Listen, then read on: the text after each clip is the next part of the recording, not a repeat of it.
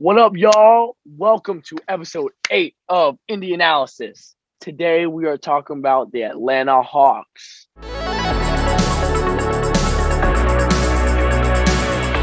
your co-host, Jonathan Fredline. And I am Alan J. Payne. And like Fred said, today we're talking about the Atlanta Hawks with Trey Young, potential MVP candidate. If you didn't watch our full Get show, out of go here. catch our full show with me saying Trey Young could possibly win MVP. Oh my goodness, you don't have to. Oh my god. So Let's go. All right, let's go south of the border, shall we? Let's go down yeah, to yeah, yeah, Atlanta. yeah. And Atlanta is in Georgia. Georgia, Wait. yes, Yeah, Georgia, okay. Yeah, yes, Georgia. Atlanta's in Georgia, Georgia. Cool. yes, So let's go down to the south. In Atlanta, they've had better success in previous years. Definitely, for this sure. year sitting at 43 and 39, which is good enough for ninth seed in the East. I forget, did they make it out of the play-in? Yeah, they beat I think the Hornets or the Pacers, and they beat us. And then they beat So. the Cavs. Sharon waved us off the court. But then they lost to I think Miami in five. Yeah, So it's been kind of a roller coaster. They made it to the East Finals last year. Everybody's yeah, expecting two them to years do ago. well. Uh, yeah, 2 years ago. So what we will be seeing throughout the episode, though, their roster last year is going to look quite different from the roster this year. For For the sure. roster last year, looked a little something like obviously you got Trey Young, then you got Bogdanovich. It's a mouthful. They got Hunter, and then John Collins and Clint Capella at the 4 and the 5. And then off your bench, you got that veteran facilitator, Lou Williams, like the 3-time Six-Man of the Year winner or whatever. Then you got DeLon Wright. And then you had Kevin Huerter and Danilo Gallinari both giving you plus 10 points up the bench, give you a bucket here and there. And then Onyeka Okongwu, backup center. Yeah, for sure. So looking at the roster, from the stats and the roster, the Hawks were built to be just a great, highly productive offense, powered by Trey Young. The Hawks ranked second in offensive rating, which is incredible Second, for second, actually, second in that's offensive crazy. rating. They ranked first in I field can goal see it. percentage, first in field goal percentage, second in three-point percentage. So their offense was very potent, as we could see by their percentages, six in points per game. And Trae Young, who's a phenomenal playmaker and a solid shooter, is the engine that makes the offense go. And he has very good complementary offensive players like John Collins, Bogdanovich, Kevin Herter. These were all strong shooters who could complement Trae Young very well. And then you But had those constant lob threats for sure yeah, like with Clint Capella, Clint Capella, Onyeka Onyeka Okongwu for Okongwu. sure.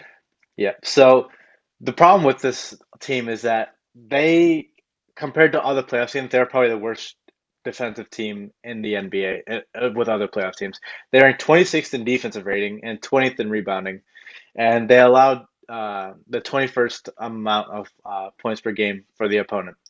Unlike offense, Trae Young is probably the worst defender on the court. He is 6'1", 164, and so it's just a combination, short, small. He's just built not to be a great defender. But as you can see with a team like the Warriors, they built like Steph Curry. Before like this year, he was a decent defender. Before that, they would surround Steph Curry with extremely good defenders like Klay Thompson, Draymond Green. This year, Andrew Wiggins. Before that, Kevin Durant, Harrison Barnes. The Hawks have no other really good defenders other than DeAndre Hunter, Clint Capella, and Yeko Kongwu. And DeAndre Hunter is the only perimeter defender in that group. Yeah. Everybody on this roster is a poor defender, and they're very offensively focused. Yeah. So that was definitely the most glaring knock on the Hawks last year for sure.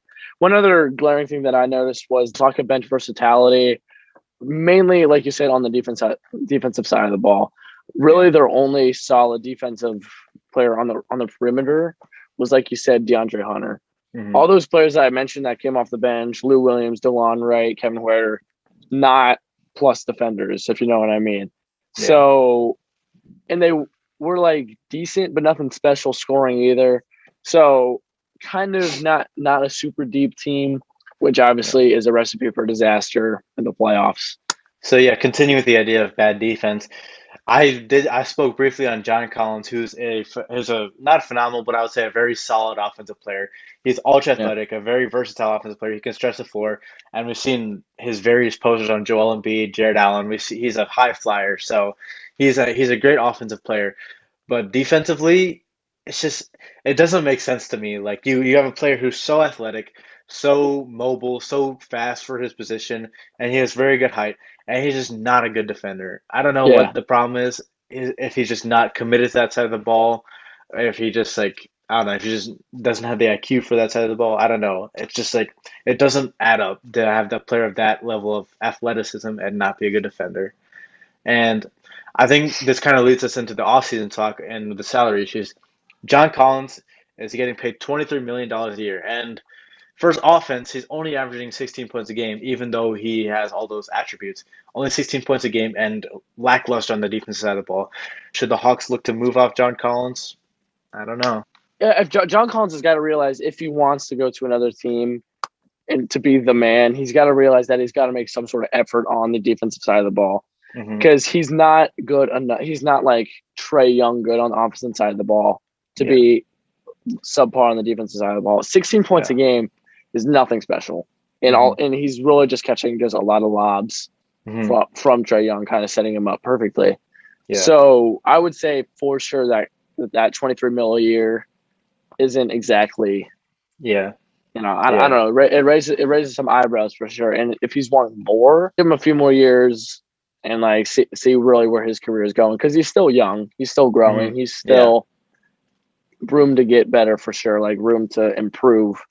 Yeah. But I would not say it'd be the worst thing in the world to explore some trade options for him because you could put together some good trade packages for him and Hmm. perhaps fill some necessary holes in this Hawks team, like maybe try him to get a better perimeter defender or just Yeah. a better defender in general Yeah. because he's definitely proven himself to be a force to be reckoned with on the opposite side of the ball. So there is a market for him. There's not Hmm. no market like there's not people who don't want him. I Yeah. would say people would be willing to take up that contract and put together a decent trade package for him for sure. Yeah. So yeah, looking at their free agency decisions so far, they signed Aaron Holiday, who's a decent backup point guard. He's not a great defender, but he's a pretty decent offensive player, similar to Lou Williams. They signed Frank the Tank Kaminsky, who he's not Yes, known for sir. defense. He's not known for defense. Those are two interesting signings. So Yeah, not like nothing special because there. you would expect them to sign people to make them Hmm. better. But getting into the trades, this is where it gets interesting. We're going to start with a smaller trade. They dealt Kevin Herter to the Kings, and they got Justin Holiday, who is a good defender on the perimeter, and he can hit open threes. Mo Harkless, who's also a good defender, can hit open threes. So two 3D players and a future first round pick from the Kings, which could be a valuable pick because the Kings have not figured their franchise out yet in 20 plus years. Since So 2002.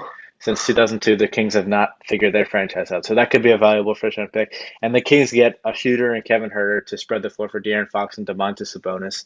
So I think the Kings overpaid a little bit for Kevin Herter, who's in my opinion, kind of a backup scorer. He's not really, I don't think he's the starting quality guard yet. So it's a good trade for Atlanta as they get two 3-and-D players and a future first round pick. So let's go on to the second trade, which is It's a little exciting here. This is yes, yeah. exciting indeed. So we talked about in our Indy-Analysis of the Celtics that the Celtics traded for Malcolm Brogdon. That could have been the move of the offseason. This even more so could be the actual move of the offseason for the Hawks. Just So for the fact that like it was perfect for the yeah, it was team, a perfect fit, and just like the Celtics. this player, the player Dejounte Murray. I'm just gonna say it. They got Dejounte Murray.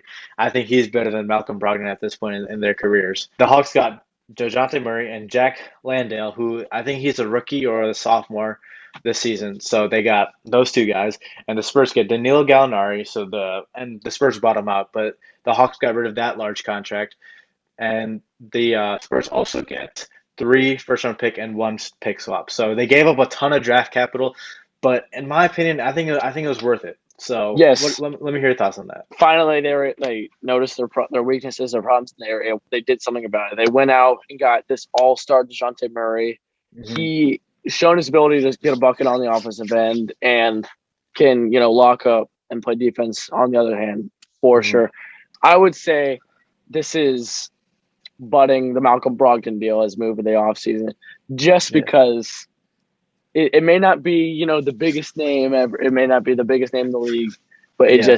just fit The He just Hawks are fits the really Hawks well. are serious about Yeah. winning. And they want to Yeah. win, and they realize that Trey Youngs don't come every day. hmm Being able to get John Collins and Clint Capella on the same team and Onyeka Okongwu, like, all right, let's do this now. And they went Yeah. out and got Jonte Murray. Definitely a Yeah. W move in my part. Yeah. Yep. Yeah, so DeJounte Murray is an elite. When I say elite, he's an elite perimeter defender. He's a Hmm 6'5" with a very good length, so that's going to help Trey Young in the backcourt a lot with that defense. And he's got a smooth offensive game. He's a great ball handler, so that can take the pressure off Trey Young. And we saw Trey Young take a lot of deep threes, like from like the logos, and I think that's because like at some point in the game you get worn out by the defense that you have to bring the ball up every single play and set up the offense. Just getting a quick shot up so you can get some more rest, some more, and just getting a shot just to I don't know get the game moving a little bit. I hmm think having another ball handler with like DeJounte Murray, another point guard capable ball handler like DeJounte Murray is definitely going to help on the offensive Yeah, side, in addition to the defensive help that DeJounte provides. I agree. I agree for sure. So looking at the potential trades for Atlanta, the first trade would deal Clint Capella, and though we talked about him as one of the stronger rim protectors for this team and a good defender, the trade would entail them getting Ben Simmons, a guy who can guard 1 through 5. Another Ben Simmons appearance. Well, let's Another let's Ben just let's Simmons just start a game. appearance. How many times can Ben Simmons be tossed around in trade rumors? But So like wait, it's true, yeah, his value. Like players like yeah, him being able to guard 1 through 5 efficiently and effectively. hmm yeah, I and think not he's the only only player that, in the yeah, league that can guard 1 through 5. Only player. uh, you got Not Giannis. Giannis. Okay, Not Giannis. well, that's a debate for another time. But well, Ben Simmons guards 1 through 5, and even on offense, though he doesn't shoot the ball that often, I think him being a slasher and a very talented playmaker can definitely open up the catch and shoot game for Trey and DeJounte and all the other shooters like John Collins that they have. So they could potentially run a lineup of Trey Young, DeJounte Murray, DeAndre Hunter, Ben Simmons and John Collins, with Ben Simmons running the 4 or 5, and he Yeah. can either post up or bring the ball down, just slash and run a 5 out offense, have Ben Simmons slash kick out. I think that would be really good for offensively and defensively. And honestly, they don't need his scoring. They Yeah, when they for have sure. people like DeJounte Murray and Trey Young, who are both 25 plus points per game hmm scorers, and Yeah, then John Collins, who's gotten better every single year. Last year yeah, he had 16 points a game. Maybe he nears 20 this year. Who knows? So maybe. they Yeah, don't. That's like 70 points right there, just with those three players. So they don't uh-huh. need him to score. They just need him to slash and sit down on the defensive end. Yeah, for sure. Yep. So that would be I think out of all the teams that we might have Ben Simmons in the running for or that and the trade finder for, I think the Hawks would be the best team, the best fit for Ben Simmons as he already Yeah, has a bona fide one in Trey Young who can shoot the lights out. And then you put him in the position where he can be a center and the floor is still spaced around him. I think that'd be a great position for him. yeah. Yeah. So yeah. I'd like to Yep. see it. So the next deal is dealing John Collins, and I know what you guys are thinking we talked about him being a potential all-star. Well, not all-star, but maybe like having a high potential and a high ceiling for this team. But he's already expressed disinterest in his role in this team as he wants a bigger role. And we talked about his contract; it's getting steeper and steeper by the day.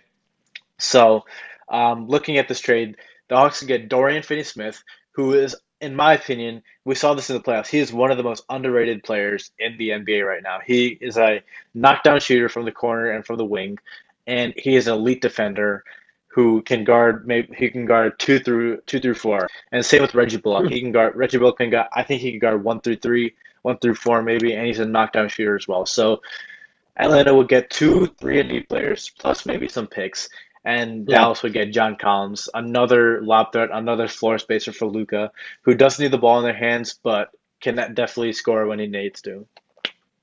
All right. Yeah.